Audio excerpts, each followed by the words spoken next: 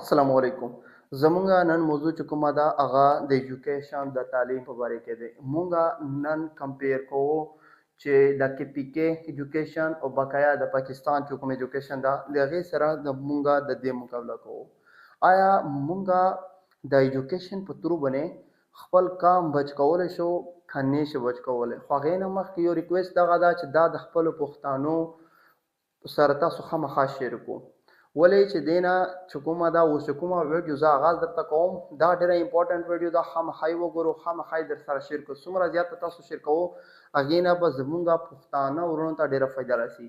اوس دلته کې غوږ ونیسه چې زمونږ د کې پی کې د ایجوکیشن سیستم څنګه دی. ریسنټلی اوس په فیسبوک باندې ما دا پوسټ کو ته دلته کې ګوره اوس دغه دا د آرمي چې کوم دی هغه راځي زمونږ سکولونو ته.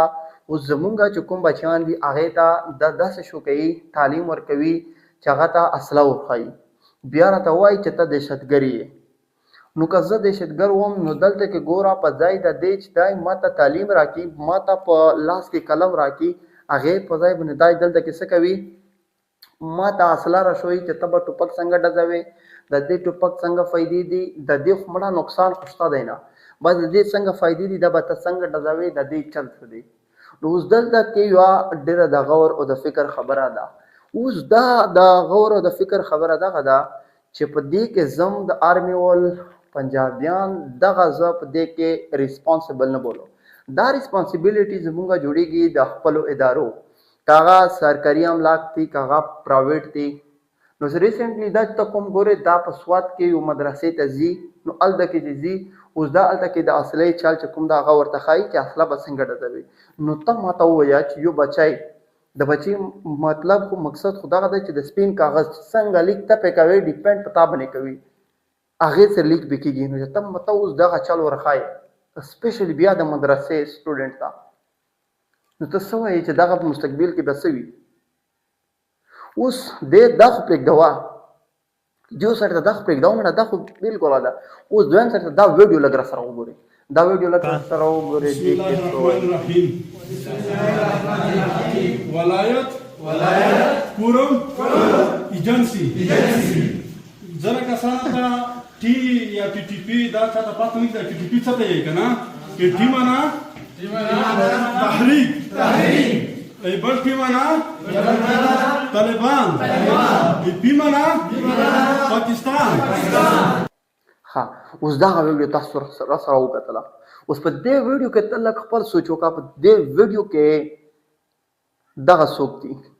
دا زما سرکاري سکولونو ته راځي او دا ما ته یو پیغام راکوي. اوس که ته وایې چې سر د دې ویډیو سره د دې څه ریلیشنشپ دی، که ته وایې چې زما پښتون وروره دا ویډیو د راخیسته دی د دې سره څه ریلیشنشپ دی، موږ خو جوړه کړې دی وي که نه، پاورفل دي، طاقت دی ورسره. خو دا خو مونږه کم از کم دغه کولی شو چې د دې په ترو باندې د دې نن سبا چې سوشل میډیا دور دی د دې په ترو باندې مونږ تاسو خپل پښتانه ورونه چې کوم دي هغې ته یو میسج ورکولی شو چې د دې ویډیو څه مقصد دی. د دې ویډیو مقصد دغه دی چې د دنیا نه د دنیا دا په یو سایډ راته ولاړه ده، زمونږ د پښتون قام د تباهۍ دپاره په یو سایډ ولاړه ده. اوس ته به ووایې چې د دنیا زمونږ دپاره په یو سایډ څنګه ولاړه ده. زه تاته یو اګزامپل درکوم، مثال درکوم. دغه دوه چې تا وکتل یو ورپاسې د دې په شکل کې چې هغه وایي چې زه د دې ملک چې کوم ده مقصد څه د دې محافظ یم، په وردي کې ده ورسره پاور دی، نن سبا کې نن سبا خو نور هم ورسره زیات پاور دی. نو هغه وایي چې زه محافظ یم، نو او ورپاسې د اصلي چل ورښایي. کامن سنس دا وایي چې په ځای د دې چې دا په پنجاب کې اوس دلته کې ګوره دغه پکچر ګوره، اوس دلته کې دا ګوره د دې سره څنګه په خندا باندې په ششنا باندې پیش کېږي او دې ته نه اصله ورکوي نه څه ورکوي، په کار هم نه ده. مونږ دا نه وایو، دا خلک چې کوم دی دا ایجوکیټډ دي، په دې کې تعلیم دی، نو هغه په ایجوکیټډ باندې کار کړی دی، په تعلیمي نظام باندې کار کړی دی، نو ماشاءالله هغه نن سبا د دې نه بچ دي. هغه څوک داسې زرګې د خپل لیارې نه نشي اړولی. نو که مونږ تاسو وګورو د مونږ سره چې څومره هم سرکاري املاک دي، سپیشل چې کوم سرکاري املاک دي نو چې څومره هم پرایویټ سکولونه دي، که سرکاري سکولونه دي که پرایویټ سکولونه دي هغې کې کوم ټیچران استادان دي هغه ما دپاره ډېر عزتمند دي ډېر ریسپیکټډ دي هغې زه ډېر عزت کوم هغې دپاره ما یو ریکویسټ دی چې کله هم تا ته داسې قسم خلک درسي هغې ته وایې چې ما د کوم سکول جوړ کړی دی قلم ورته راوړه سبق ورته ښویه د سبق پنې خبره ورته کوه زه به تا ته د زړه نه عزت درکوم خو که ته داسې خبره ورته ښایې لکه چې کومې نن سبا روانې دي تاسو ته ما په ویډیو کې شو کړل که نه نو د دې نه ځان بچ کو پرایویټ سکولونه چې څومره دي او سپیشل د مدرسې ول چې کوم دي او سرکاري سکولونه دي پلیز دا ریکویسټ درته کوم چې د داسې قسم ټیچرانو نه دا اوس یو قسم دی درته وایي چې ما زه تا بچیان ته سبق ورښایم دا مړه سبق نه دی دا تباهي ده چې کله ته یو کام تباه کوې که ته غواړې چې یو کام تباه شي هغې به ته داسې وکړې چې هغه بچیان چې کوم دی هغه به تباه کړې چې د هغې کومه سرمایه ده کله ته هغې سرمایه تباه کړې نو هلته کې بس کام تباه شو مونږ خو اوس ډېر فخر کوو چې زمونږ په پښتنو کې شعور راغی عقل راغی څه یې ولیدل جنګ د چا ده پراکسي جنګ ده هغه ده دغه ده مونږ ته پته نه ولګېده نو مونږ هغه وکړل د بل دپاره مې ځان مړ کړو مونږ خو مړه ډېرې نارې وکړې ډېر غم وکړل او چې زه ریسنټلی داسې پکچر ګورم چې هلته کې یو تا ته یو کس راځي د اصلي چل در وښایي او ته ورته ولاړ یې ته فخر پې کوې نه مړه خو قیامت خو نه راځي خو چې داسې کسان درځي کله داسې کسان درځي مړه خو ته یو پوسټ وکولی شي چې مړه دا وګوره زما سکول ته راځي دغه چل ورته ښایي نو دا زما بچیان ته خپله سوچ وکړه دا زما بچیان نو دغه چې ته اوس نه بندوق چل ورته ښایي چې دا داسې دي دا به داسې کېږي نو تا ټول ته دغه ښایي چې تا د تباهۍ دپاره خلک ناست دي ته که د ځان حفاظت کولی شي د دې نه په خپله حفاظت وکړه ادروایز کامونه چې کوم دي تا ته نه شي تا به تباه کوي